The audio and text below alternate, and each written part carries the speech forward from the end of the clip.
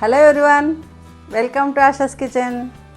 ఈరోజు నేను చూపించబోయే రెసిపీ బగారా రైస్. స్టవ్ వెలిగించుకొని మీరు తీసుకున్న క్వాంటిటీకి సరిపడా గిన్నె పెట్టుకోండి.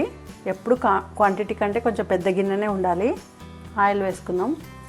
ఆయిల్ వేడయ్యాక ఆనియన్స్ వేసుకోవాలి. బగారా రైస్లోకి మరీ ఎక్కువ డార్క్ బ్రౌన్ కానవసరం లేదండి, లైట్గా ఉంటే కూడా సరిపోతుంది. పచ్చిమిర్చి,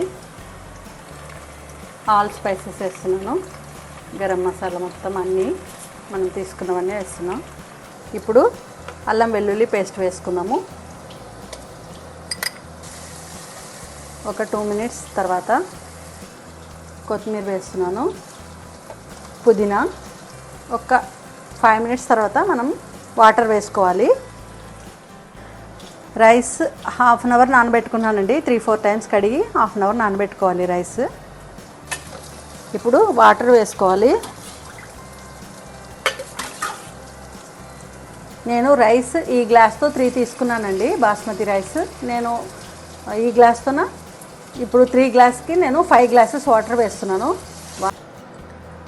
సాల్ట్ కూడా వేస్తున్నాను. సాల్ట్ వేసుకోవడం మర్చిపోకండి, లేకుంటే రైస్ సప్పగా ఉంటుంది.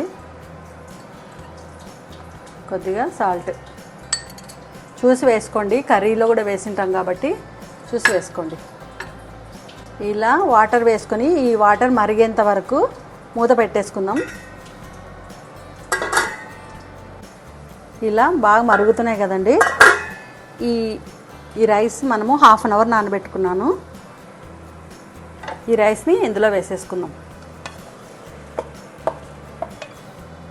ఒకసారి బాగా మొత్తం కలిపేసుకుందాం.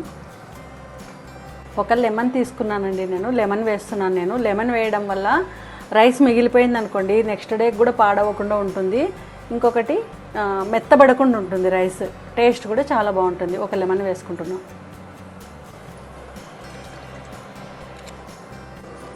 చూద్దాం.